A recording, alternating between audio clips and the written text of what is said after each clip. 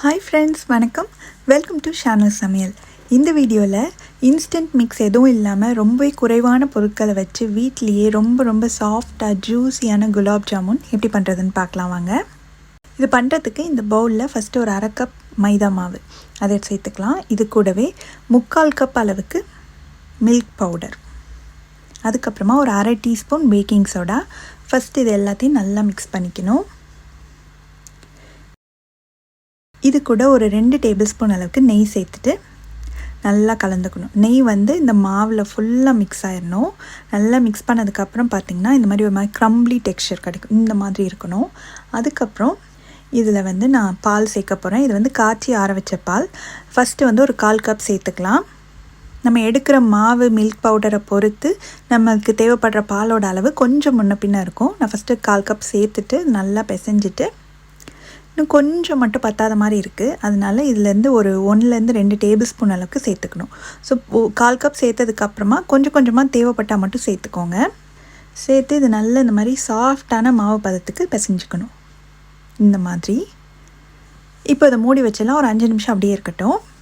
அடுத்து நம்ம gulab ஜாமுனுக்கு sugar syrup ready பண்ணோம் இல்லையா, அதுக்கு தான் இந்த பேனில் ஒரு 2 கப் அளவுக்கு சுகர் சேர்த்துக்கலாம். அதே அளவு தண்ணி, 2 கப் தண்ணி இது சேர்த்துட்டு ஸ்டவ் ஆன் பண்ணி நல்லா இந்த சர்க்கரையெல்லாம் கரையணும். அந்த அளவுக்கு இந்த மாதிரி கிளறி கொடுத்துட்டே இருக்கணும். சர்க்கரை கரையிறதுக்குள்ளே நம்ம இந்த குலாப் ஜாமுனுக்கு எல்லாம் உருட்டி வச்சிடலாம். மாவு ஒரு 5 நிமிஷம் நல்லா ரெஸ்ட் ஆயிடுச்சு. இப்போ நம்ம ரெடி பண்ணி வச்சுருக்க மாவுலேருந்து கொஞ்சமாக எடுத்து அது நல்லா 2 கைக்கு நடுவில் வச்சு கிராக்கே இல்லாமல் நல்ல ஸ்மூத்தான ஒரு பாலாக உருட்டணும். அது ரொம்ப முக்கியம். அப்போ தான் நம்ம எண்ணெயில் போடும்போது விரிசல் விடாமல் நல்ல ஸ்மூத்தாக கிடைக்கும். இந்த மாதிரி நம்ம உருட்டிக்கணும். நீங்கள் ஒவ்வொரு தடவை எடுக்கும் போதும் அந்த பவுலில் உள்ள மாவை கவர் பண்ணி வச்சுருங்க. அப்போ தான் ட்ரை ஆகாமல் இருக்கும். இந்த மாதிரி எல்லாமே ஒரே சைஸ் பால்ஸாக கிராக் இல்லாமல் உருட்டி ரெடி பண்ணி வச்சுக்கணும். இப்போ அப்படியே நம்ம சுகர் சிரப் பார்த்துடலாம். இப்போ பார்த்திங்கன்னா நம்ம சேர்த்த சர்க்கரை எல்லாமே நல்லா கரைஞ்சிருச்சு. இதில் கொஞ்சமாக மட்டும் நான் குங்குமப்பூ சேர்க்குறேன். இது ஆப்ஷனல் தான், தேவையில்லைன்னா விட்டுடலாம். குங்குமப்பூ ஃப்ளேவர் குலாப் ஜாமுனுக்கு ரொம்ப சூப்பராக இருக்கும். அதனால நான் சேர்த்துருக்கேன். இதை சேர்த்து நல்லா கலந்து விட்டு இந்த சுகர் சிரப் கொஞ்சம் திக்காய் வரணும். இப்போ ரொம்ப தண்ணியாக இருக்குது. கொஞ்சம் நேரம் இன்னும் ஒரு 5 நிமிஷம் நல்லா கொதிக்க வச்சோம்னா திக்காய் வந்துடும். இப்போ பாருங்கள், நல்லா திக்காயிடுச்சு.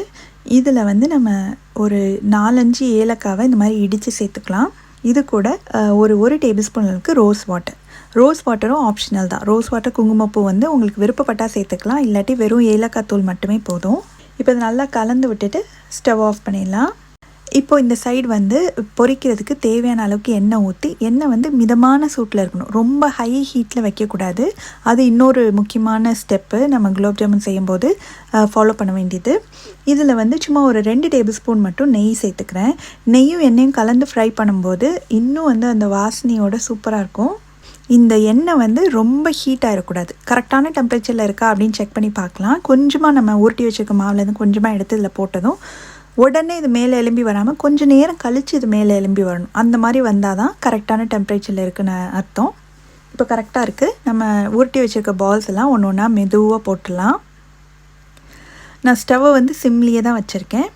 இப்போ ஓரளவுக்கு பால்ஸ்லாம் போட்டதுக்கப்புறமா அதை டிஸ்டர்ப் பண்ணாமல் கொஞ்சம் நேரம் அப்படியே விட்டுறணும். உடனே கரண்டியை போட்டு கிண்டக்கூடாது. அப்படி பண்ணோம்னா உடஞ்சி போயிடும்.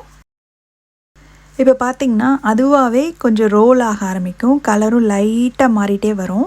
ரொம்ப எடுத்ததுமே ரொம்ப ஹை ஹீட்டில் வச்சிட்டோம் அப்படின்னா வெளியிலலாம் சீக்கிரமாகவே கோல்டன் கலர் வந்துடும். உள்ளே பார்த்திங்கன்னா மாவாகவே இருக்கும். அதனால இதை பொறுமையாக லோ ஹீட்டில் வச்சு ஃபுல்லாக உள்ள வரைக்கும் நல்லா ஃப்ரை ஆகிற மாதிரி நம்ம பண்ணோம்னா தான் குலாப் ஜாமுன் நல்ல சூப்பராக கிடைக்கும் நம்மளுக்கு.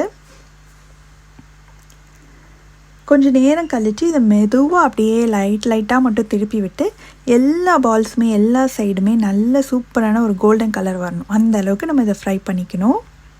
இப்போ பார்த்திங்கன்னா ஃபுல்லாகவே சூப்பராக ஃப்ரை ஆகிடுச்சு. இப்போ எண்ணெயெல்லாம் நல்லா வடிச்சிட்டு இதை தனியாக ஒரு பிளேட்டில் எடுத்து வச்சிடலாம்.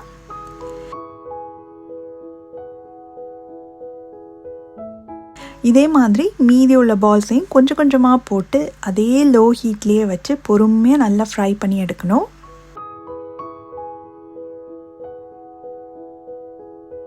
இப்போ எல்லாமே நம்ம ஃப்ரை பண்ணி ரெடியாக இருக்குது. நம்ம செஞ்சு வச்சுருந்த அந்த சர்க்கரை பாகு இருக்கு இல்லையா, அதுவுமே வார்மாக தான் இருக்குது. சப்போஸ் ரொம்ப ஆறி இருந்துச்சுன்னா லேசாக மட்டும் ஹீட் பண்ணிக்கோங்க. வார்ம் பண்ணிவிட்டு அதுக்கப்புறமா நம்ம வந்து ரெடி பண்ணி ஃப்ரை பண்ணி வச்சுருக்கோம் இல்லையா, அந்த பால்ஸ் எல்லாத்தையும் அதில் போட்டுட்டு நல்லா முங்கணும். அது அப்போ தான் சுகர் சிரப் வந்து நல்லா அது உள்ளே இழுத்து சூப்பராக இருக்கும், சாஃப்டாக. இப்போ இது நல்லா எல்லாமே சுகர் சிரப்பில் கவர் ஆயிடுச்சு. இது கொஞ்சம் ஆறினதுக்கப்புறமா நம்ம மூடி வச்சிடலாம். ஒரு கிட்டத்தட்ட ஒரு 4 மணி நேரமாவது இருந்தால் தான் நல்லா அது ஊறி சாப்பிட்றதுக்கு சூப்பராக இருக்கும். இப்போ கிட்டத்தட்ட ஒரு 5 hours ஆயிடுச்சு. திறந்து பார்க்கலாம். நல்ல பார்க்கும்போதே தெரியுதா, முன்னாடி இருந்ததுக்கும் இப்போக்கும் வந்து நல்ல குலாப் ஜாமுன் ஊறி ரெடியாக இருக்குது சாப்பிட்றதுக்கு. இங்கே பாருங்கள் எவ்வளோ சாஃப்டாக இருக்குன்னு. உள்ளேயுமே சூப்பராக வெந்து நம்ம சேர்த்த சுகர் சிரப்லாம் உள்ள வரைக்குமே நல்லா அப்சார்ப் ஆகி சூப்பர் சாஃப்டாக ஜூஸியாக இருக்குது. ரொம்ப ரொம்ப சிம்பிளான மெத்தடில் கரெக்டான டிப்ஸை ஃபாலோ பண்ணோம்னா வீட்லேயே கடையில் கிடைக்கிற மாதிரி குலாப் ஜாமுன் ரொம்ப டேஸ்டியாக செய்யலாம். நீங்களும் இந்த ரெசிபியை கண்டிப்பாக வீட்டில் ட்ரை பண்ணி பார்த்துட்டு எப்படி வந்தது அப்படின்ற கமெண்ட்ஸை மறக்காமல் ஷேர் பண்ணுங்கள். தேங்க்ஸ் ஃபார் வாட்சிங்.